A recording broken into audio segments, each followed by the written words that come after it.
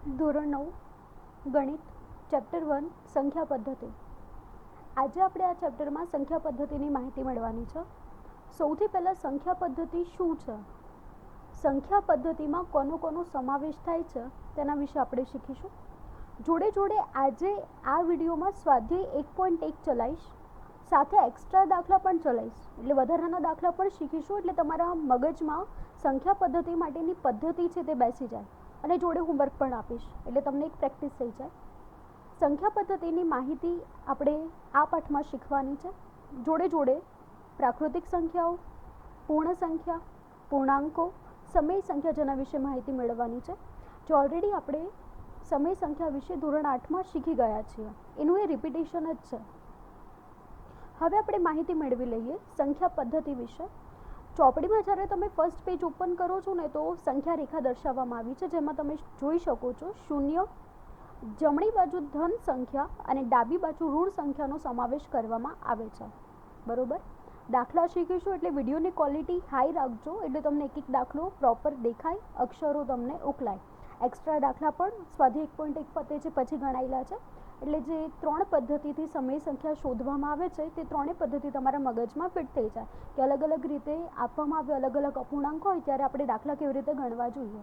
બરોબર, સંખ્યા પદ્ધતિ માટે સંખ્યા રેખાની માહિતી આપી છે, જેમાં છોકરી જોઈ શકો છો જમણી દિશામાં ચાલે છે ધન સંખ્યા તરફ, અને ઋણ સંખ્યા તરફ તો ડાબી તરફ ચાલશે. આ વિશે તમે ધોરણ 6માં શીખી ગયા છો. અહીંયા આગળ તમને શોર્ટમાં જ લખેલું છે કે પ્રાકૃતિક સંખ્યાઓ 1, 2, 3નો સમાવેશ થશે, એટલે 1, 2, 3 પછીની જેટલી પણ ધન સંખ્યા છે બધીનો સમાવેશ એમાં થશે પ્રાકૃતિક સંખ્યામાં. હવે તમે સ્વાધ્યાય 1.1 જોશો તો ઘણા બધા વિધાનો સાચા છે કે ખોટા કારણ સાથે જણાવવું આવું આપેલું છે. સૌથી પહેલાં તો આપણે શીખવું પડશે કે પ્રાકૃતિક સંખ્યા કઈ છે, તેની નોંધ જોવી પડશે, શેનો સમાવેશ થાય છે. એટલે આપણે પહેલાં પ્રાકૃતિક સંખ્યા વિશે માહિતી મેળવી લઈએ, તેની નોંધ શું છે તેના વિશે પણ સમજી લઈએ. એટલે બેઝિક જે સ્વાધ્યાય 1.1ની થિયરી છે એટલો પોર્શન આપણે કરી લઈશું. તો આપણે પહેલાં જોઈ લઈએ સંખ્યા પદ્ધતિ શું છે. તો નોટમાં જોડે જોડે લખતા રહેજો, કારણ કે કહેવાય છે ને કે ગણિત શબ્દ તો ગણીને જે આવડે ને તે ગણિત, એટલે જોડે જોડે તમે ગણો કે લખો એટલે તમને આવડી જાય, એને ગણિત કહેવાય. બરોબર, એટલે જોડે જોડે નોટમાં નોટ ડાઉન કરતા રહેજો, નોંધ કરીને સ્ટાર્ટિંગમાં લખી કાઢજો સંખ્યા પદ્ધતિ શું છે. તો સંખ્યા પદ્ધતિને સારી રીતે આપણે આવી રીતે કહી શકીએ કે આ એક એવી પદ્ધતિ છે કે જેમાં જુદા જુદા પ્રકારની સંખ્યાઓ તથા તેમના વચ્ચેના સંબંધો તથા નિયમોનો ક્રમબદ્ધ અભ્યાસ કરવામાં આવે છે. આ પદ્ધતિમાં જુદા જુદા પ્રકારની સંખ્યાઓ તથા તેમના વચ્ચેના સંબંધો તથા નિયમોનો ક્રમબદ્ધ અભ્યાસ કરવામાં આવે છે, તેને સંખ્યા પદ્ધતિ કહેવાય.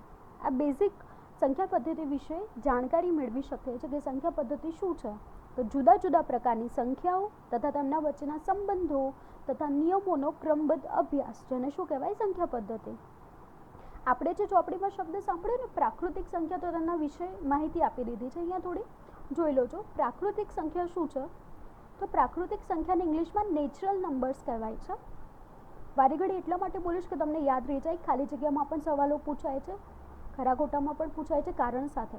એટલે પ્રાકૃતિક સંખ્યા, પૂર્ણ સંખ્યા દરેકનો તફાવત સમજી લેજો, કારણ કે સૌથી કન્ફ્યુઝિંગ ચેપ્ટર આ છે કે પ્રાકૃતિક સંખ્યા કઈ છે, પૂર્ણ સંખ્યા કઈ છે, પૂર્ણાંક સંખ્યા કઈ છે, તેના વિશે બધી જ માહિતી આજે તમને મળી જશે. તો પ્રાકૃતિક સંખ્યાને ગણનાત્મક સંખ્યા તરીકે પણ ઓળખવામાં આવે છે, કારણ કે તેને ગણી શકાય છે. જેમ કે 1, 2, 3, 4, 5, 6 આપણે વસ્તુને ગણવા માટે વાપરીએ છીએ. આ બધી સંખ્યાને શું બોલાશે, પ્રાકૃતિક સંખ્યા. આપણે જોઈએ છીએ કે પ્રાકૃતિક સંખ્યાને નેચરલ નંબર કહેવાય છે, એટલે એને શેના વડે દર્શાવવામાં આવે છે, n વડે દર્શાવાય છે. પ્રાકૃતિક સંખ્યા ક્યાંથી શરૂ કરીને થાય છે, તો 1થી શરૂ કરીને અનંત સુધી છે. કહેવાય છે ને કે આકાશમાં તારાઓ નથી ગણી શકાતા, અનંત છે, અગણિત છે. એમાં સંખ્યાઓ પણ અગણિત છે. બરોબર, 100, પછી 1000, 10,000, લાખ, 10 લાખ, કરોડ, કરોડ પછી તમે જશો 10 કરોડ પર, 100 કરોડ પર, પછી અબજ, પછી ખર્વ, નિખર્વ, આમ સતત આંકડા શું થાય છે, ચાલુ જ રહે છે. આથી આ કેવી છે, અનંત છે. ખાસ યાદ રાખજો, ખાલી જગ્યામાં પૂછે કન્ફ્યુઝન માટે, શૂન્ય એ પ્રાકૃતિક સંખ્યા નથી. એટલે 1, 2, 3, 4 શું છે, પ્રાકૃતિક સંખ્યા છે, પરંતુ શૂન્ય નથી. પ્રાકૃતિક સંખ્યાઓ ધન હોય છે. શૂન્યનો સમાવેશ પ્રાકૃતિક સંખ્યામાં થાય નહીં. યાદ રાખજો, ફરીથી બોલું છું, શૂન્યનો સમાવેશ પ્રાકૃતિક સંખ્યામાં થશે નહીં. સૌથી નાની પ્રાકૃતિક સંખ્યા કઈ છે, 1. 1 માર્કમાં પૂછાય, ખાલી જગ્યામાં પૂછાય, MCQમાં પૂછાય. તો યાદ રાખજો, સૌથી નાની પ્રાકૃતિક સંખ્યા 1 છે. આ માહિતી મેળવી આપણે પ્રાકૃતિક સંખ્યા વિશે અને એની નોંધ જોઈ. હવે આગળ માહિતી આપી દીધી છે પૂર્ણ સંખ્યાની. પૂર્ણ સંખ્યાને હોલ નંબર કહેવાય છે. પ્રાકૃતિક સંખ્યામાં શૂન્ય ઉમેરવામાં આવે તો કઈ સંખ્યા બનશે? પૂર્ણ. યાદ રાખજો, પ્રાકૃતિક સંખ્યામાં શૂન્ય ઉમેરવાથી પૂર્ણ સંખ્યા બને છે. એટલે કે પ્રાકૃતિક સંખ્યાનો સમાવેશ પૂર્ણ સંખ્યાની અંદર થઈ જ જાય છે. ખ્યાલ આવી ગયો? એટલે પૂર્ણ સંખ્યાની શરૂઆત ક્યાંથી થશે? શૂન્યથી. 0 1 2 3 4 પછી અનંત. તો આને શું બોલાશે? પૂર્ણ સંખ્યા. ફરીથી શૂન્યનો સમાવેશ પ્રાકૃતિક સંખ્યામાં કરવામાં આવે તો તે પૂર્ણ સંખ્યા બને છે. ખ્યાલ આવી ગયો? પૂર્ણ સંખ્યાને W વડે દર્શાવાય છે. શેના વડે દર્શાવાશે? W વડે, કારણ કે હોલ નંબર પણ કહેવામાં આવે છે. આથી શેના વડે દર્શાવવામાં આવશે? W વડે. નોંધ, સૌથી નાની પૂર્ણ સંખ્યા પૂછે તો શું આવશે? 0. યાદ રાખજો, સૌથી નાની પ્રાકૃતિક પૂછશે તો 1, સૌથી નાની પૂર્ણ પૂછશે તો શું આવશે? 0. પૂર્ણ સંખ્યામાં શૂન્ય અને ધન સંખ્યાનો સમાવેશ થાય છે, ઋણ સંખ્યાનો સમાવેશ થતો નથી. ખાસ યાદ રાખજો, પૂર્ણ સંખ્યામાં ખાલી કોને ઉમેરીશું? શૂન્ય અને ધન સંખ્યાને, ઋણ સંખ્યાને ઉમેરીશું નહીં. બરોબર? આ જ માહિતી તમને ચોપડીમાં આપી છે, ચોપડીમાં જોઈ લઈશું. પ્રાકૃતિક સંખ્યાની વિગત પછી તમે જોઈ શકશો, નીચે પૂર્ણ સંખ્યા આપી દીધું છે, દેખાય છે. તમે પાછા ફરીને આનાથી વિરુદ્ધ દિશામાં ચાલતા શૂન્યને લઈને તેને પણ થેલામાં મૂકો તો પૂર્ણ સંખ્યાનો એક જથ્થો મળશે, જેને W વડે દર્શાવાય છે. અહીં આગળ આ જે છોકરી છે તેને દર્શાવી છે અને આંકડા બધા લખ્યા છે કે આ દેખો n દેખાય છે, પ્રાકૃતિક સંખ્યા, જેમાં 1 2 3 ને બધી ધન સંખ્યાનો સમાવેશ છે. હવે આજે એની પ્રાકૃતિક સંખ્યાનો થેલો લીધો છે ને, એની અંદર એને કોણ ઉમેરશે? શૂન્યને. એટલે જેવું શૂન્યને ઉમેરશે તરત શું બની જશે? પૂર્ણ સંખ્યા બનશે, જેને W તરીકે પણ દર્શાવાય છે. કારણ શું? હોલ નંબર્સ કહેવાય છે એટલે. હવે તમને વાત કરી છે પૂર્ણાંકોની, તો ધ્યાન રાખજો. અહીંયા પૂર્ણાંકની વાત એવી કરી છે કે ઘણી બધી ઋણ પૂર્ણાંક સંખ્યાઓ દેખાશે. આ ઋણ પૂર્ણાંકને પણ થેલામાં મૂકો તો કઈ બની જશે? પૂર્ણાંક. એટલે સમજી ગયા? ધન સંખ્યા, શૂન્ય અને ઋણ સંખ્યા બધું ભેગું થઈને શું બને છે? પૂર્ણાંકો, એટલે કે ઇન્ટીજર્સ નંબર્સ, જેને સંકેતમાં Z વડે દર્શાવાય છે. 1 માર્કમાં ખાસ પૂછાશે, યાદ રાખજો, Z વડે. Z વડે કેમ? કારણ કે Z એ જર્મન શબ્દ ઝેલેન પરથી આવ્યો છે, જેનો અર્થ સંખ્યા થાય છે અને સંખ્યા અથવા ગણવું પણ થાય છે. બરોબર? તો આપણે પહેલાં જ શીખી લઈએ પૂર્ણાંક સંખ્યા કઈ છે, તો જેની નોંધ પણ મેં લખી છે. તો દેખો, પૂર્ણાંક સંખ્યાઓ જેને ઇન્ટીજર્સ નંબર કહેવાય છે. પૂર્ણ સંખ્યામાં કોનો સમાવેશ થાય છે? શૂન્ય અને ધનનો. બરોબર? એટલે કે પૂર્ણ સંખ્યામાં ઋણ સંખ્યાનો સમાવેશ કરવામાં આવે તો પૂર્ણાંક સંખ્યા બને છે. ખાસ યાદ રાખજો, 1 માર્કનો સવાલ, પૂર્ણ સંખ્યામાં ઋણ સંખ્યા ઉમેરવાની છે. એટલે ટોટલ કઈ સંખ્યા આની અંદર આવશે? તો યાદ રાખજો, આની અંદર ઋણ સંખ્યાઓ, શૂન્ય અને ધન સંખ્યાનો સમાવેશ થશે. આગળ જોઈ લીધું પૂર્ણાંક સંખ્યામાં તે સંકેત કયો છે? Z. આ Z સંકેત જર્મન ભાષાના શબ્દ ઝેલન પરથી આવ્યો છે. 1 માર્કમાં પૂછાય. બરોબર? શેના ઉપરથી આવ્યો છે? ઝેલન શબ્દ પરથી લેવાયો છે Z સંકેત. અને કઈ ભાષામાંથી? જર્મન ભાષામાંથી, જેનો અર્થ સંખ્યા અથવા ગણવું થાય છે. ચોપડીમાં ખાલી અર્થ સંખ્યા કીધું છે, પરંતુ આ ઉપરાંત પણ એનો અર્થ ગણવું પણ થઈ શકે છે. ખ્યાલ આવી ગયો? ફરીથી Z સંકેત શેના માટે? પૂર્ણાંક માટે. પૂર્ણાંકમાં કોનો સમાવેશ થશે? ઋણ, શૂન્ય અને ધનનો. ફરીથી રિવિઝન કરી લઈએ. પ્રાકૃતિક સંખ્યામાં 1 2 3 4 થી અનંત સુધી, પૂર્ણ સંખ્યામાં 0 1 2 3 4 થી અનંત સુધી, પૂર્ણાંકમાં ઋણ સંખ્યાઓ, શૂન્ય અને ધન સંખ્યાઓનો સમાવેશ થશે. નોંધ યાદ રાખજો, ઋણ સંખ્યાઓ અને ધન સંખ્યા અનંત હોવાથી સૌથી નાની અને સૌથી મોટી પૂર્ણાંક સંખ્યા મળે નહીં, કારણ કે અનંત છે ઋણ સંખ્યાઓ પણ. એ જ રીતે ધન સંખ્યાઓ પણ કેવી છે? અનંત છે. એટલે આપણને પૂર્ણાંક સંખ્યામાં સૌથી નાની કે સૌથી મોટી પૂર્ણાંક મળતા નથી. જેમ પ્રાકૃતિકમાં મળે છે ને, પ્રાકૃતિકમાં સૌથી નાની સંખ્યા કઈ છે? 1. પૂર્ણ સંખ્યામાં સૌથી નાની સંખ્યા કઈ છે? 0. પરંતુ પૂર્ણાંકમાં સૌથી નાની સંખ્યા મળશે નહીં. પૂર્ણાંક સંખ્યામાં ઋણ સંખ્યા, શૂન્ય અને ધન સંખ્યાનો સમાવેશ થાય છે. જોડે જોડે નોટમાં લખજો, એટલે સાંભળશો તો તમને યાદ રહેશે, અને જોડે જોડે લખશો તો પાક્કું થઈ જશે. હવે ધોરણ 9માં સમય સંખ્યાઓ વિશે માહિતી છે, જે તમારે આ ચેપ્ટરમાં નવો ટોપિક છે અને શીખવાનો છે. તો તેના વિશે સમય સંખ્યા વિશે પણ પહેલાં ચોપડીમાં શું વિગત છે તેને જોઈ લઈએ. તો દેખજો, સમય સંખ્યાનું આપ્યું છે. હજુ પણ રેખા પર સંખ્યાઓ બાકી રહે છે? નિશ્ચિતપણે હા. રેખા પર 1/2, 3/4 અથવા -2005/2006 જેવી સંખ્યાઓ છે. તમને નવાઈ લાગશે, આવા કેમ આંકડા આપ્યા છે? તો યાદ રાખજો, પહેલાં પણ તમે લોકો શીખી ગયા છો કે જ્યારે પણ કોઈ બી સંખ્યા રેખામાં 2 હોય ને, 1 અને 2 ની વચ્ચે અનંત બિંદુઓ પણ આવેલા છે. 1 અને 2 ની વચ્ચે તમે અનંત ભાગ કરી શકો છો. એના 10 ભાગ પણ કરી શકો છો, 100 ભાગ પણ કરી શકો છો અને એનાથી વધારે સંખ્યામાં ભાગ કરી શકો છો. એટલે અહીં આગળ તમને આ રીતે દર્શાવવામાં આવ્યું છે. આમ 2 સંખ્યા વચ્ચે અનંત બિંદુઓ છે, અનંત ભાગ કરી શકો છો. અને આ વાતને તમે યાદ રાખજો. આપણે જે સમય સંખ્યાની દશાંશ પદ્ધતિ વાપરવાના છે ને, આના બેઝ ઉપર જ વાપરવાના છે, જેમાં હું વધારે ડિટેલથી સમજાવીશ. એટલે જ્યારે આ 1/3, 3/4 જેવું PQ સ્વરૂપ છે ને, સમય સંખ્યા વિશેની ડેફિનેશન ધોરણ 8માં શીખી જ ગયા છો. એમાં સમય સંખ્યામાં PQ સ્વરૂપ હોય છે. P અંશ તરીકે સૂચવાય છે અને Q છેદ તરીકે દર્શાવવામાં આવે છે. બરોબર? તો આ જે PQ સ્વરૂપ છે તે સમય સંખ્યાઓમાં સમાવેશ થાય છે. એટલે PQ સ્વરૂપમાં એક વસ્તુ યાદ રાખજો, કોઈ પણ પૂર્ણાંક સંખ્યા હશે, પૂર્ણાંક સંખ્યા શીખી ગયા, ઋણ, શૂન્ય અને ધન. બરોબર? તો કોઈ પણ પૂર્ણાંક સંખ્યા હશે, જેમ કે 3 છે, પણ એની નીચે છેદમાં 1 તો તમારે સમજી જ લેવાનો હશે જ. ખ્યાલ આવી ગયો? એટલે પૂર્ણાંકોનો સમાવેશ સમય સંખ્યાની અંદર કરવામાં આવે છે. અર્થાત ઋણ, ધન, શૂન્ય અને આ જે PQ સ્વરૂપવાળી રચના છે ને, એ બધી જ શેમાં આવશે? સમય સંખ્યામાં આવશે. ખ્યાલ આવી ગયો? તમે નીચે જોઈ શકો છો ચિત્ર, જેમાં તમે જોઈ શકો છો સમય સંખ્યાને રેશનલ નંબર પણ કહેવામાં આવે છે અને આ જથ્થાને Q વડે દર્શાવાય છે. રેશનલ એ રેશિયો શબ્દ ઉપરથી ઉતરી આવ્યું છે. રેશિયો એટલે ગુણોત્તર. સમજો? ગુણોત્તર તમારે આવી ગયું છે નાના ધોરણમાં, જે અંશ અને છેદમાં તમે લખો છો. એટલે રેશિયો એ ગુણોત્તરનું અંગ્રેજી શબ્દ છે અને Q સંકેત એ અંગ્રેજી શબ્દ ક્વોશન્ટ પરથી લેવામાં આવ્યો છે. અહીં આગળ તમે જોઈ શકો છો Qના થેલામાં પૂર્ણાંક સંખ્યાઓ બી છે, ઋણ સંખ્યાઓ પણ છે, કારણ કે આ 3 જે આપ્યું છે ને એના છેદમાં કશું ના હોય, પરંતુ 1 તો હોય જ. ખ્યાલ આવી ગયો? એટલા માટે અહીં આગળ જોઈ શકો છો આ PQ સ્વરૂપ છે બધા. આ સમય સંખ્યાની વ્યાખ્યા અહીં આગળ નીચે પ્રમાણે આપી છે, જોઈ લઈએ છે. જો P અને Q પૂર્ણાંક હોય અને Q શૂન્યેતર હોય તથા સંખ્યા R ને PQ સ્વરૂપમાં લખી શકાય તો R ને સમય સંખ્યા કહે છે. Q એ શૂન્ય નથી એવો આગ્રહ રાખવામાં આવે છે. સાંભળજો, P અને Q પૂર્ણાંક હોય. પૂર્ણાંકમાં કઈ કઈ વસ્તુ આવે છે? પૂર્ણાંકમાં હમણાં જ શીખ્યા, ધન, શૂન્ય અને ઋણનો સમાવેશ થાય છે. Q શૂન્યેતર. શૂન્યેતર એટલે શું? શૂન્ય સિવાયની. સમજી ગયા? એટલે Q ને આપણે શૂન્ય લેવાનું નથી. છેદમાં ક્યારે પણ શૂન્ય ના આવે. જો છેદમાં શૂન્ય આવે તો ઇન્ફિનિટિવ થઈ જાય. બરોબર? શક્ય થાય નહીં. ક્યારે પણ તમે ભાગાકાર જોશો ને, કેલ્સીમાં કરશો ને 5/0 તો ઇન્ફિનિટી આવે, એટલે કે શક્ય થાય નહીં. બરોબર? એટલે ક્યારે પણ છેદમાં શૂન્ય આવે નહીં. યાદ રાખજો, અંશમાં શૂન્ય આવી શકે છે.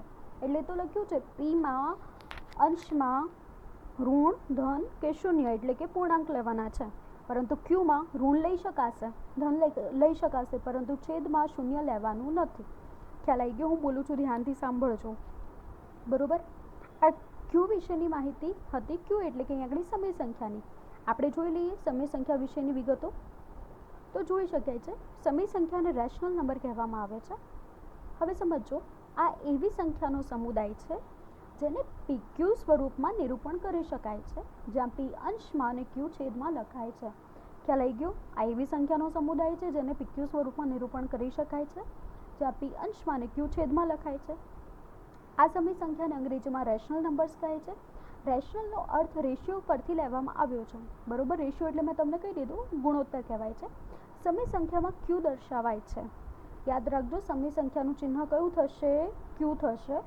અને જે અંગ્રેજી શબ્દ ક્વોશન્ટ પરથી મેળવેલ છે. શેના પરથી મેળવેલો છે? ક્વોશન્ટ પરથી. સ્પેલિંગને બધું યાદ રાખજો, 1 માર્કમાં પૂછાય. બરોબર? અને ક્વોશન્ટનો અર્થ થાય છે ભાગાકારનું ફળ અથવા તો આંક. બરોબર? હવે નોંધ છે, ખાસ યાદ રાખજો. કદાચ ઝાંખું દેખાય તો હું બોલું છું, લખી કાઢજો નોટમાં જોડે જોડે. નોંધ છે, સમય સંખ્યા અસંખ્ય છે. અસંખ્ય એટલા માટે ઋણ, ધન અને શૂન્યનો સમાવેશ થાય છે. અને પૂર્ણાંક જોઈ લીધા અસંખ્ય છે, એમ સમય સંખ્યા પણ કેવી છે? અસંખ્ય છે. એટલે કે એમાં પણ સૌથી નાની સંખ્યા અને સૌથી મોટી સંખ્યા મેળવી શકાતી નથી. બધી જ પૂર્ણાંક સંખ્યાઓ સમય સંખ્યા છે. યાદ રાખજો, આ 1 માર્કમાં સૌથી વધારે પૂછાતું અને કન્ફ્યુઝિંગ વર્ડ છે. તમને પૂછે છે કે વિધાન સત્ય છે કે અસત્ય છે, જણાવો, કારણ આપો. તો યાદ રાખજો, પૂર્ણાંક સંખ્યાઓ પણ સમય સંખ્યા છે. ઋણ, ધન, શૂન્યનો સમાવેશ અંદર થશે અને ઉપરાંત PQ સ્વરૂપમાં નિરૂપણ કરી શકાય એ બધા જ આંકડા સમય સંખ્યામાં આવશે. પ્રાકૃતિક સંખ્યા અને પૂર્ણ સંખ્યા પણ સમય સંખ્યા બને છે. પૂર્ણાંક આવી ગયા તો જોડે જોડે પ્રાકૃતિકને પૂર્ણ સંખ્યા પણ અંદર ઓટોમેટિક આવી જ જશે. કારણ શું? પૂર્ણાંકમાં કોનો સમાવેશ થાય? ફરીથી લઈ લઈએ છીએ એકવાર. ધન, શૂન્ય, ઋણ. પ્રાકૃતિકમાં માત્ર ધન સંખ્યાઓ, પૂર્ણ સંખ્યામાં શૂન્ય અને ધન સંખ્યાઓનો સમાવેશ થશે. આ બધું જ સમય સંખ્યાની અંદર આવશે. સમય સંખ્યામાં દશાંશ સ્વરૂપ શાંત મળે છે, એટલે કે 0.25 આગળ કોઈ આંકડો ના મળે તો એ શું થઈ ગયું? શાંત સ્વરૂપ. 0.4601 આ શાંત સ્વરૂપ છે, આગળ કોઈ સળંગ આંકડા મળતા નથી. તો આ શાંત સ્વરૂપ પણ દશાંશ સ્વરૂપ સમય સંખ્યામાં મળી શકે છે. સમય સંખ્યામાં દશાંશ સ્વરૂપ અનંત આવૃત્ત મળે છે. અનંત એટલે ચાલ્યા જ કરે. આ તમે જોઈ શકો છો 0.3 ઉપર 12ની નિશાની નીચે ઉપર લીટી કરી છે. એનો અર્થ શું થાય છે? મેં નીચે લખ્યું છે 0.3333333 ચાલ્યા જ કરશે. એટલે કે જ્યારે તમે ભાગાકાર કરશો તો ભાગાકારનો એન્ડ જ નહીં આવે. ભાગાકાર કન્ટિન્યુ શું થાય છે? ચાલ્યા જ કરે છે. તમે જ્યાં સુધી શેષ શૂન્ય મળશે નહીં, જેટલા પણ દશાંશ ચિહ્ન પછી તમે શૂન્ય ઉમેરશો ભાગાકારમાં, ભાગાકાર 3 3 ચાલ્યા જ કરશે. આ જ રીતે 0.16 છે, એ કન્ટિન્યુઅસ ચાલ્યા જ કરે છે. એટલે કે 16 બંને ઉપર લીટી છે, એટલે કે 16નું રિપીટેશન થયા જ કરશે શબ્દનું. બરોબર? એટલે કોઈ પણ સંખ્યાનો ભાગાકાર કરશો તો 16નું રિપીટેશન ચાલ્યા જ કરે છે. તો આને શું બોલાશે? અનંત આવૃત્ત સંખ્યા. એટલે કે સળંગ સંખ્યાઓ ચાલ્યા જ કરે છે. આ સ્વરૂપને અનંત આવૃત્ત કહેવાશે. આના સિવાય પણ ઘણા બધા એવા सम्स હોય છે જેમાં કન્ટિન્યુઅસ આંકડાઓ શું થાય છે? ચાલ્યા જ કરે છે. આ બધા અનંત આવૃત્ત કહેવાય છે. સમજણ માટે છે. ખ્યાલ આવી ગયો? એટલે દશાંશ સ્વરૂપમાં શાંત સ્વરૂપ પણ મળે છે અને અનંત આવૃત્ત સ્વરૂપ પણ મળે છે. અનંત આવૃત્ત એટલે આંકડા શું થશે? ભાગાકારમાં ચાલ્યા જ કરશે અને અનંત આવૃત્ત કહેવાશે. સમજણ પડી ગઈ હશે તમને? હવે સમય સંખ્યા શોધવાની પદ્ધતિ શીખવાની છે. બરોબર? ટોટલ 3 પદ્ધતિ છે. એના ઉદાહરણ પણ મેં સમજાવ્યા છે. જોડે જોડે દાખલા ગણતા જજો. એક્સ્ટ્રા ઉદાહરણ પણ લીધા છે. ચોપડીમાં ઉદાહરણો નથી. બરોબર? આ સમજણ માટે છે. ચોપડીમાં ડાયરેક્ટ 2 પદ્ધતિ આપી છે તમને લોકોને, અને પછી આગળ તમને લોકોને સ્વાધ્યાય 1.1 આવે છે. અહીંયા આગળ વિધાન સત્ય છે કે અસત્ય તે જણાવો. જે ઓલરેડી આપણે શીખી ગયા તેની તે જ વસ્તુ છે. ફરીથી રિપીટ કરી લઈએ એટલે તમને ક્લિયર થઈ જાય. બરોબર? દરેક પૂર્ણ સંખ્યા એ પ્રાકૃતિક સંખ્યા છે તો આ વિધાન અસત્ય છે. પૂર્ણ સંખ્યામાં તો શૂન્ય અને ધન સંખ્યાનો સમાવેશ થાય છે, જ્યારે પ્રાકૃતિકમાં તો ખાલી ધન સંખ્યાનો સમાવેશ થાય છે.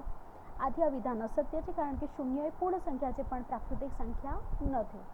દરેક પૂર્ણાંક એ સમય સંખ્યા છે. હા, હમણાં જ આપણે જોયું ને નોંધમાં કે સમય સંખ્યામાં પૂર્ણાંક સંખ્યાનો સમાવેશ કરવામાં આવે છે.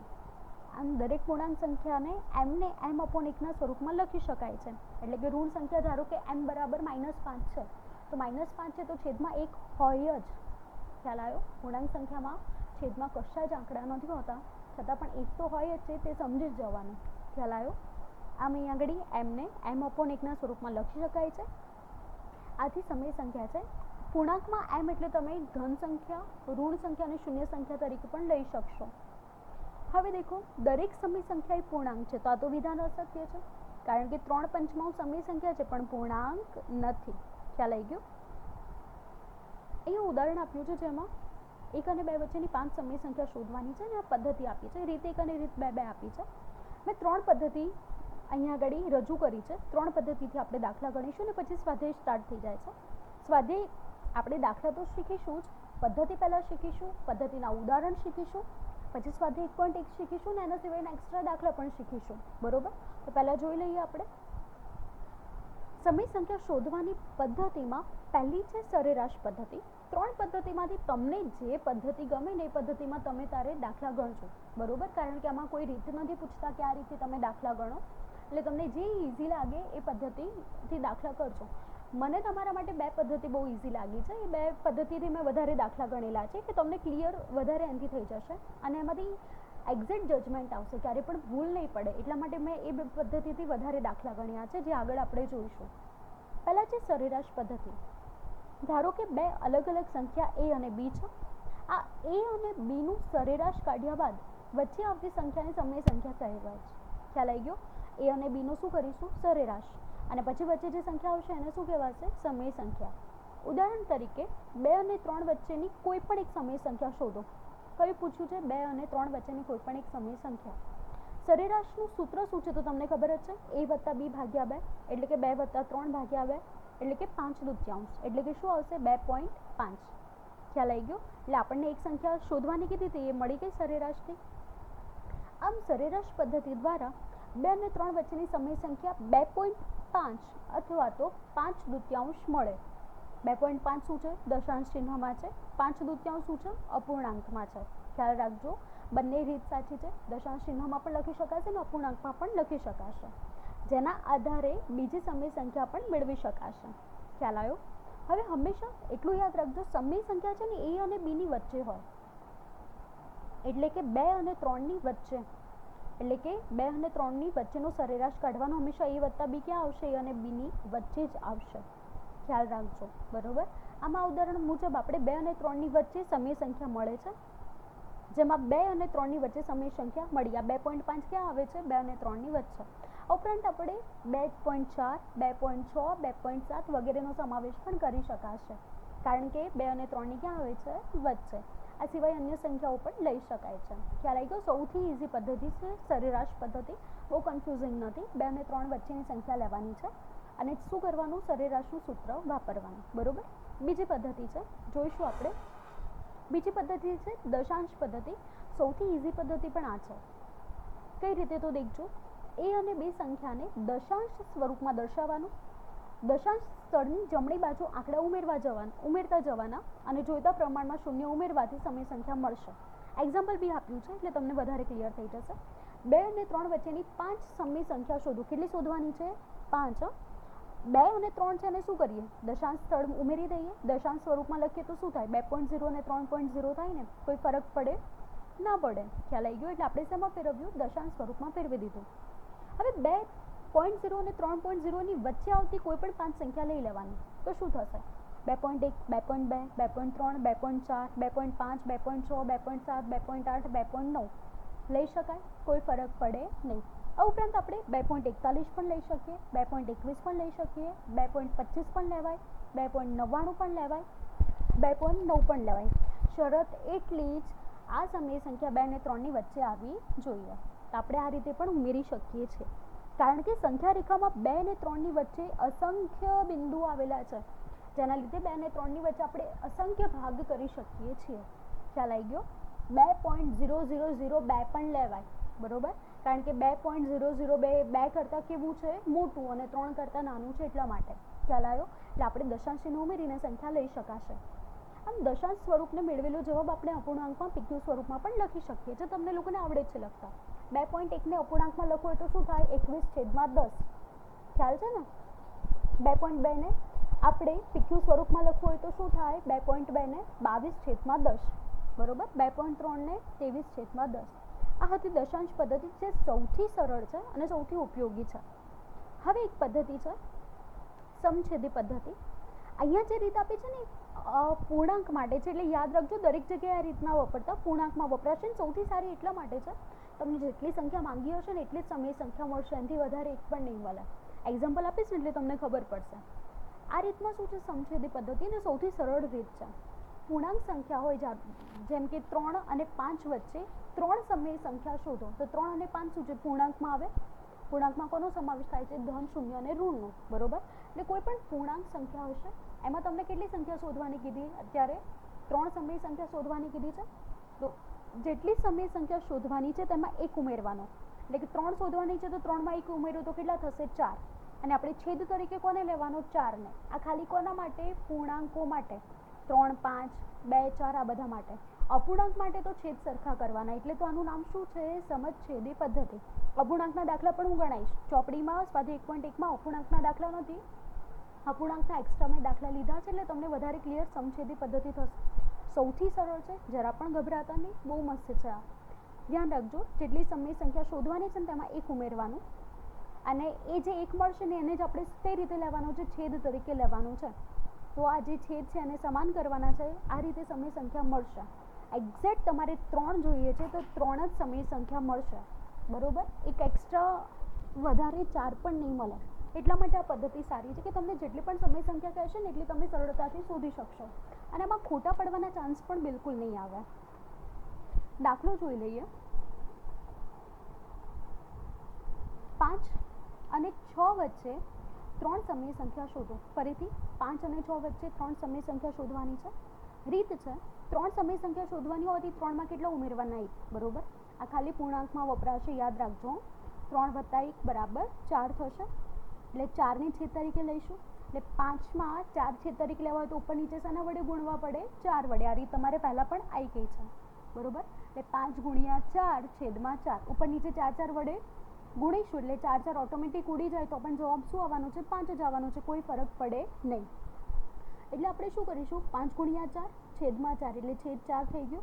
અહીંયા પણ શું થશે? છેદ સરખું કરવાનું ને, છેદ કેટલું કરવાનો છે? સમછેદી પદ્ધતિ હોવાથી 4 એટલે 6 ને પણ ઉપર નીચે શાના વડે ગુણીશું? 4 વડે. તો 5 ચોક 20 છેદમાં 4, 6 ચોક 24 છેદમાં 4. આમ સમય સંખ્યા આપણે શાની વચ્ચે લેવી પડશે? 20 ચતુર્થાંશ એટલે કે 20 છેદમાં 4, 24 ચતુર્થાંશ એટલે કે 24 છેદમાં 4ની વચ્ચે લાવવી પડશે. તમને માગી છે કેટલી સમય સંખ્યા? 3 સમય સંખ્યા શોધો કીધી છે ને. તમે દેખજો 20 અને 24ની વચ્ચે કેટલા આવશે? 21 ચતુર્થાંશ, 22 ચતુર્થાંશ અને 23 ચતુર્થાંશ. આમ 5 અને 6 વચ્ચેની 3 સમય સંખ્યા ઓટોમેટિક મળી જશે. જોયું? એક પણ સંખ્યા વધારે નહીં, એક પણ સંખ્યા ઓછી નહીં. આ તો તમને આપી છે 3 સમય સંખ્યા. ધારો કે 4 સમય સંખ્યા શોધવાની કહે તો તમે શું કરશો? 4 + 1 બરાબર 5. તો 5 ગુણ્યા 5 છેદમાં 5, તો પાયું પાયું 25 પંચમાંશ, અને 6 ગુણ્યા 5 6 પંચા 30 છેદમાં 5, તો શું થશે? 30 પંચમાંશ, બરોબર. તો 25 પંચમાંશ અને 30 પંચમાંશની વચ્ચે આવતી 4 સમય સંખ્યા મળી જશે. આ રીતે તમે કોઈ પણ સમય સંખ્યા શોધી શકો છો.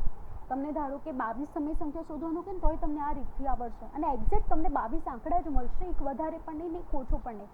આ ખાલી પૂર્ણાંકમાં વપરાશે હો, પૂર્ણાંકમાં, અપૂર્ણાંકમાં નહીં. અપૂર્ણાંકના દાખલા મેં ગણેલા છે, એમાં હું સમજાવીશ. અપૂર્ણાંકમાં એટલે કે 1 2 3 4 5 6 -1 2 3 4 5 6 0. આમાં જ તમારે શું કરવાનું? જેટલી સંખ્યા શોધવાની કીધી છે એમાં તમારે 1 ઉમેરવાના, અને તમારે શું શોધવાનું? સમય સંખ્યા આ જ રીતથી, રીત બદલાશે નહીં. અહીંયા બીજું એક એક્ઝામ્પલ આપ્યું છે, 5 અને 6નું જ આપ્યું છે, એટલે તમને એક્ઝેક્ટ પરફેક્ટ ક્લિયર થઈ જાય. આ જ રીતે 5 અને 6 વચ્ચે 7 સમય સંખ્યા શોધો. કેટલી શોધવાની છે? 7. આમ 7 સમય સંખ્યા હોવાથી છેદ આપણે કેટલો લેવાનો? 8. 7માં કેટલા ઉમેરી દેવાના? 1. ખ્યાલ આવી ગયો? જૂની રીત પ્રમાણે જ, કોઈ ફેરફાર નહીં. છેદમાં 8 લેવાનું છે. સંખ્યા કઈ શોધવાની છે? 5 અને 6. 5 અને 6ની વચ્ચે. તો 5માં આપણે શું કરીશું? છેદ કેટલો લેવાનો છે? 8. તો ઉપર નીચે શેના વડે ગુણવું પડશે? 8 વડે ગુણવું પડશે. તો 8 પંચા 40 છેદમાં 8, 6 અઠ્ઠા 48 છેદમાં 8. આમ 40 અઠમાંશ અને 48 અઠમાંશની વચ્ચે જેટલી પણ સમય સંખ્યા આવશે તે લખી કાઢવાની, એટલે આપણને 7 સમય સંખ્યા મળશે. 40 અને 48 વચ્ચે કઈ કઈ આવે? 41 અઠમાંશ, 42 અઠમાંશ, 43 અઠમાંશ, 44 અઠમાંશ, 45 અઠમાંશ, 46 અઠમાંશ અને 47 અઠમાંશ. આ સમય સંખ્યા મળશે. ખ્યાલ આવી ગયો? તો આપોઆપ એક્ઝેક્ટ તમને 7 આંકડા મળી ગયા. એટલા માટે આ પદ્ધતિ સૌથી ઇઝી છે તમારા માટે. હવે આનું અતિ સંક્ષિપ્ત રૂપ લેવાનું. અતિ સંક્ષિપ્ત રૂપ શીખી ગયા છો? ઉપર નીચે જેટલો છેદ ઉડે છે એટલો છેદ ઉડાવી દઈશું એટલે કયું મળશે? અતિ સંક્ષિપ્ત રૂપ. 41 અઠમાંશ છે, કોઈ છેદ ઉડશે નહીં. હા, પણ 42 અઠમાંશનું ઉડશે. કેવી રીતે? 21 દુ 42 ને 4 દુ 8, ઉપર નીચે બે બે ઉડી ગયા તો શું આવશે? 21 ચતુર્થાંશ. 43 અઠમાંશનો છેદ નહીં ઉડે. હા, પણ 44 અઠમાંશનો છેદ ઉડશે. કઈ રીતે? 22 દુ 44 ને 4 દુ 8, ઉપર નીચે બે બે ઉડી ગયા તો 22 ચતુર્થાંશ આવશે. 45 અઠમાંશ છે, 46 અઠમાંશ છે, છેદ ઉડશે. હા, 23 દુ 46, બરોબર. અને અહીંયા આગળ 4 દુ 8 આવે, લખવામાં ભૂલ થઈ છે, ધ્યાન રાખજો. 23 દુ 46 ને 4 દુ 8 છેદમાં 4 આવશે, બરોબર. અહીંયા આગળ સુધારી દો છો તમે લોકો. 47 અઠમાંશ છે. આ રીતે આપણે અતિ સંક્ષિપ્ત રૂપ પણ લખી શકીએ છીએ, બરોબર. હવે સ્વાધ્યાય 1.1 જોઈશું. જોઈ લઈએ શું છે એમાં. તો જુઓ, અહીંયા આગળ સ્વાધ્યાય 1.1માં રકમ આપી છે તમને લોકોને. શું શૂન્ય એક સમય સંખ્યા છે? શું તમે તેને p પૂર્ણાંક તથા q શૂન્યેતર પૂર્ણાંક હોય તેવા pq માટે pq સ્વરૂપમાં લખી શકશો? હા, લખી શકાશે. કઈ રીતે? તો ધ્યાન રાખજો. શું શૂન્ય એક સમય સંખ્યા છે? તો હા છે. કારણ શું છે? શૂન્યનો સમાવેશ પૂર્ણાંકમાં થાય છે અને બધી જ પૂર્ણાંક શું છે? સમય સંખ્યા છે. જે ઓલરેડી આપણે નોંધમાં શીખી ગયા છીએ. આપણે આ જે સવાલ છે ને એના વિશે જ આપણે આગળ માહિતી મેળવી લઈએ. તો દેખજો, સમય સંખ્યામાં પૂર્ણાંક સંખ્યાનો સમાવેશ થાય છે. આથી શૂન્યનો સમાવેશ પણ પૂર્ણાંક સંખ્યામાં થતો હોવાથી શૂન્ય એ સમય સંખ્યા છે. પૂર્ણાંક સંખ્યામાં ધન, શૂન્ય અને ઋણ સંખ્યાનો સમાવેશ થતો હોવાથી p ને ધન સંખ્યા, શૂન્યને ઋણ સંખ્યામાં દર્શાવવામાં આવશે. ખ્યાલ આવી ગયો? p ને ધન સંખ્યા, શૂન્યને ઋણ સંખ્યામાં દર્શાવાશે પૂર્ણાંક હોવાથી. પણ q ને શૂન્યેતર પૂર્ણાંકમાં દર્શાવવાનું હોવાથી q ને શૂન્ય સિવાય ધન અને ઋણ સંખ્યામાં દર્શાવાશે. ઓલરેડી આની વિગત મેં ઉપર આપી જ દીધી છે, ફરીથી રિપીટેશન જ થયું છે. આથી pq સ્વરૂપ તરીકે શું લખાશે? તો 2/3 લખાય. -5 ચતુર્થાંશ લખાશે, 0 18 અંશ લખાશે, x -7 લખાશે છેદમાં, એટલે છેદમાં તમે ઋણ અને ધન લખી શકશો પરંતુ શૂન્ય લખી શકશો નહીં. હા, ઉપર પીના સ્વરૂપમાં ધન ઋણ કે શૂન્ય લખી શકાશે. આ રીતે તમે પીક્યુ સ્વરૂપમાં દર્શાવી શકશો. આ જ આંકડા લખવા જરૂરી નથી, એના સિવાય પણ તમે લખી શકો છો, પણ યાદ રાખજો ક્યુમાં 0 લખતા નહીં. આમ પી ધન ઋણ શૂન્યમાં દર્શાવાશે, જ્યારે ક્યુને માત્ર ધન અને ઋણમાં દર્શાવાશે. બરોબર. હવે આપણે બીજો દાખલો જોઈ લઈએ. 3 અને 4 વચ્ચેની 6 સમય સંખ્યા શોધો. કેટલી શોધવાની છે? 6. બરોબર. રીત ઓલરેડી અંદર આપી દીધી છે. મેં 2 રીતે કર્યો છે, જે મને તમારા માટે સૌથી ઇઝી લાગે છે. એક છે દશાંશ પદ્ધતિ અને એક છે સમછેદી પદ્ધતિ. દશાંશ પદ્ધતિમાં 3 અને 4 વચ્ચેની 6 સમય સંખ્યા કરી છે, એટલે 3 ને શેમાં ફેરવી દઈશું? દશાંશ ચિહ્નમાં ફેરવી દઈશું. બરોબર. 3 ને 3.0, 4 ને 4.0 તરીકે લેતા, તો 3 અને 4 વચ્ચે કેટલી સમય સંખ્યા લેવાની છે? 6. તો 3.1, 3.2, 3.3, 3.4, 3.5, 3.6 એટલે 6 સમય સંખ્યા મળી ગઈ. સૌથી ઇઝી રીત આ છે. બરોબર. આમ સમય સંખ્યા બનશે. આ ઉપરાંત દશાંશ સ્થળ પછી 2 સંખ્યા લઈને, એટલે કે 100મા ભાગમાં પણ સમય સંખ્યા લખી શકાય, જેમ કે 3.11, 3.21, 3.22, 3.12, 3.90, 3.99, 3.83 વગેરે. આના સિવાય પણ લખી શકો છો. તમને એક્ઝામ્પલ માટે આ નીચેનું આપ્યું છે. તમારી આ જે દશાંશ ચિહ્ન છે એના આધારે તમે અપૂર્ણાંક સ્વરૂપમાં પણ લખી શકાય. 3.1 છે તો 31/10, 3.2 છે તો 32/10, 3.3 તો 33/10. આ રીતે પણ તમે લખી શકો છો. જો છેદ ઉડતો હશે તો છેદ ઉડાડીને અતિ સંક્ષિપ્ત રૂપમાં તમે દર્શાવી શકશો. ખ્યાલ આવી ગયો? આ રીત હતી એક દશાંશ પદ્ધતિ. બીજી રીત શીખીશું સમછેદી પદ્ધતિ. કઈ પદ્ધતિ છે? સમછેદી, જે ઓલરેડી આગળ જોઈ ગયા છે. અહીંયા કેટલી સમય સંખ્યા શોધવાની છે? 6. અને શું આપ્યું છે? પૂર્ણાંક આપેલું છે, યાદ રાખજો. હા, 6 સમય સંખ્યા મેળવવાની હોવાથી છેદ 6 + 1 બરાબર કેટલા થશે? 7 થશે. 3 × 21 છેદમાં શું થશે? 7. કારણ શું? ઉપર નીચે શેના વડે ગુણીશું? 7 વડે. કેમ? છેદ સરખા કરવા માટે. 3 × 21 છેદમાં 7, 4 × 28 છેદમાં 7. આમ આપણે સમય સંખ્યા કોની વચ્ચે લઈશું? 21 અને 28ની વચ્ચે. તો તમને એક્ઝેક્ટ 7 જે 6 માંગી છે ને, એક્ઝેક્ટ આ 7 ભાગાકારમાં લેવાથી એક્ઝેક્ટ 6 સમય સંખ્યા મળી જશે. એટલે આ રીત સૌથી સરળ છે ને ઇઝી છે. તમે જોઈ શકો છો 21 પછી કઈ સંખ્યા આવે? 22 સત્માંશ, 23 સત્માંશ, 24 સત્માંશ, 25 સત્માંશ, 26 સત્માંશ અને 27 સત્માંશ. આમ 6 સમય સંખ્યાઓ તમને મળશે સમછેદી પદ્ધતિ દ્વારા. તમે જ્યારે પણ પ્રેક્ટિસ માટે દાખલા કરો ને તો બંને રીત વાપરજો, જેથી તમને એક્ઝેક્ટ ક્લિયરલી આન્સર્સ મળી જાય. બરોબર. તો અહીંયા આગળ ધ્યાન રાખજો. કઈ કઈ સમય સંખ્યા છે બધી મળી ગઈ આપણને. હવે આપણે વધારે વિગતો શીખીશું. હા, અતિ સંક્ષિપ્ત રૂપ થતું હોય તો તમારે કરી કાઢવાનું, છેદ ઉડાવી દેવાનું. એટલે આ રીતે આપણને 6 સમય સંખ્યાઓ મળી જશે. હવે આપણે વિગત મેળવીએ આગળ. આગળ છે ને દાખલો આપ્યો છે 3 પંચમાંશ અને 4 પંચમાંશ વચ્ચેની 5 સમય સંખ્યા શોધવાની છે. અપૂર્ણાંક સ્વરૂપ છે. બરોબર ને? આ પૂર્ણાંક સ્વરૂપ કહેવાય, જેમાં ધન, શૂન્ય અને ઋણનો સમાવેશ થાય ને, અપૂર્ણાંક છે. ખ્યાલ આવી ગયો? હવે શીખીએ આગળનો દાખલો. તો શું થશે જુઓ.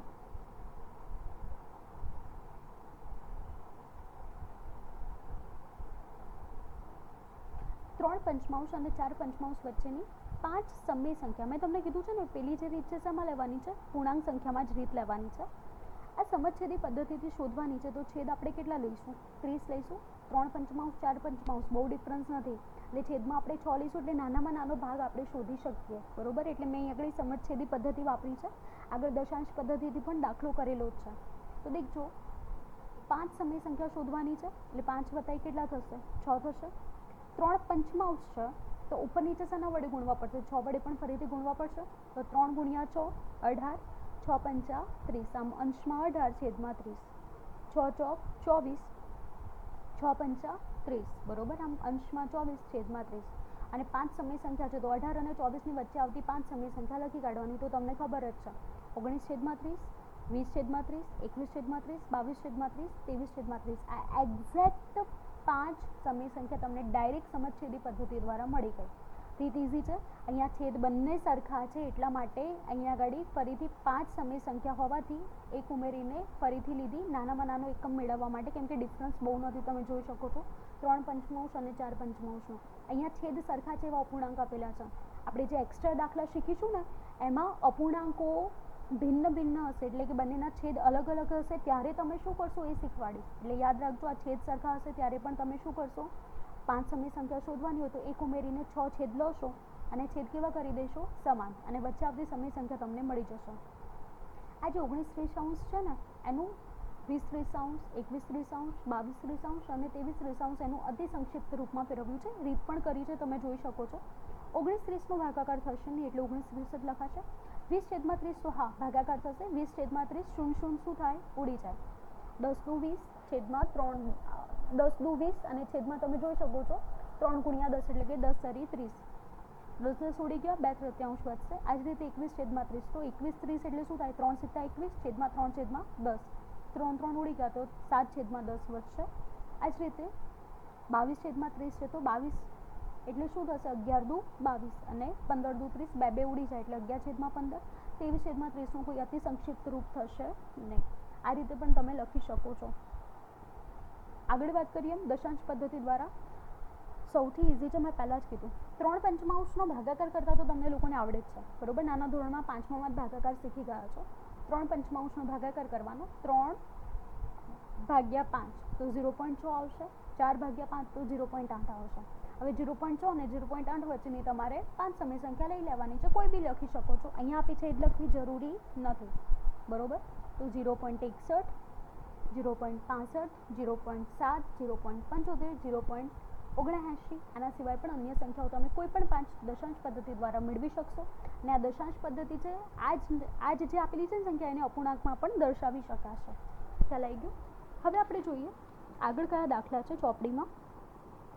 તો જુઓ, વિધાન સત્ય છે કે અસત્ય, કારણ સાથે જણાવો. જે મેં પહેલાં જ વાત કરી હતી ને આગળ નોંધ ચલાવતા, જે ટોપિકના સ્ટાર્ટિંગમાં એ જ વસ્તુ અહીંયા આગળ આપેલી છે. તો દેખજો, દરેક પ્રાકૃતિક સંખ્યા એ પૂર્ણ સંખ્યા છે. સવાલ શું છે, દરેક પ્રાકૃતિક સંખ્યા એ પૂર્ણ સંખ્યા છે. વિધાન સાચું છે કે ખોટું, તો વિધાન સાચું છે. કારણ શું છે, પ્રાકૃતિક સંખ્યામાં 1 2 3 નો સમાવેશ થશે. પૂર્ણ સંખ્યામાં 0 1 2 3 નો સમાવેશ થશે. આમ પ્રાકૃતિક સંખ્યા આખી શેમાં સમાવેશ થશે, પૂર્ણ સંખ્યામાં. આથી પ્રાકૃતિક સંખ્યા એ પૂર્ણ સંખ્યા છે. આમ પ્રાકૃતિક સંખ્યાઓ પૂર્ણ સંખ્યાની અંદર જ સમાવેશ થતો હોવાથી પ્રાકૃતિક સંખ્યા પૂર્ણ સંખ્યા છે. ખ્યાલ આવી ગયો. તમને લોકોને બીજો સવાલ પૂછ્યો છે, બરોબર. બીજો સવાલ જોઈ લઈએ આપણે શું છે. તો દેખજો, દરેક પૂર્ણાંક એ પૂર્ણ સંખ્યા છે. સવાલ શું છે, દરેક પૂર્ણાંક એ પૂર્ણ સંખ્યા છે. પૂર્ણાંકમાં કોનો સમાવેશ થાય, ઋણ, ધન, શૂન્ય, બરોબર. પૂર્ણ સંખ્યામાં ખાલી શૂન્ય અને ધનનો થાય છે. તો તમે સમજી શકો છો પૂર્ણાંક એ પૂર્ણમાં આવે, ના આવે. તો જોઈએ, આ વિધાન ખોટું છે. પૂર્ણ સંખ્યામાં શૂન્ય ધન સંખ્યાનો સમાવેશ થાય છે, જ્યારે પૂર્ણાંકમાં ઋણ, શૂન્ય અને ધન સંખ્યાનો સમાવેશ થતો હોવાથી પૂર્ણાંક સંખ્યા પૂર્ણ સંખ્યા બને નહીં. દરેક સમય સંખ્યા પૂર્ણ સંખ્યા છે. ત્રીજો સવાલ આવો પૂછ્યો છે, દરેક સમય સંખ્યા પૂર્ણ સંખ્યા છે. શક્ય છે? બિલકુલ નહીં. કારણ શું, સમય સંખ્યામાં ઋણ, ધન, શૂન્ય બધાનો સમાવેશ થાય છે ને PQ સ્વરૂપનો, બરોબર. જ્યારે પૂર્ણ સંખ્યામાં તો ખાલી કોનો સમાવેશ થાય છે, શૂન્ય અને ધન સંખ્યાનો. આથી દરેક સમય સંખ્યા પૂર્ણ સંખ્યા બનતી નથી, બરોબર. દાખલો જોઈ લઈએ. રીત શું છે, અંદર વિગત શું લખવાની છે. તો આ વિધાન ખોટું છે. કારણ કે પૂર્ણ સંખ્યામાં માત્ર શૂન્ય ધન સંખ્યાનો સમાવેશ થશે, ઋણનો સમાવેશ થતો નથી. જ્યારે સમય સંખ્યામાં તો ધન, શૂન્ય, ઋણનો સમાવેશ કરી PQ સ્વરૂપમાં દર્શાવાય છે. આથી દરેક સમય સંખ્યા પૂર્ણ સંખ્યા બનતી નથી. ખ્યાલ આવ્યો. હવે મેં જે તમને અન્ય દાખલાની વાત કરી ને, હવે દેખજો, ઉપર તો 2 દાખલા આપણે શીખ્યા. એક પૂર્ણાંકમાં હતું ને એક અપૂર્ણાંકમાં, પણ છેદ કેવા હતા, સરખા હતા. ઉપરના દાખલામાં આપણે જોઈ લીધું સ્વાધ્યાય 1.1માં. હવે આજે મેં દાખલો આપ્યો છે ને એમાં છેદ સરખા નથી, ત્યારે તમે શું કરશો. એટલે જ હું ગળું ફાડીને બોલતી હતી પહેલાં, પણ મેં એટલી વારે ઘડે તમને રિપીટ કર્યું છે કે એ જે જૂનો દાખલો હતો ને એ દાખલામાં છેદ સરખા છે. એટલા માટે આપણે શું કરીશું, જેટલી સમય સંખ્યા શોધવાની છે ને એમાં 1 ઉમેર્યો અને છેદ સાથે ગુણાકાર કરી દીધો. એટલે કે છેદ કેવા કરી દીધા, પછી સમાન કરી દીધા. અહીંયા દેખજો, 3 સપ્તમાંશ અને 4 પંચમાંશ છે. એટલે કે 3/7, 4/5 છે.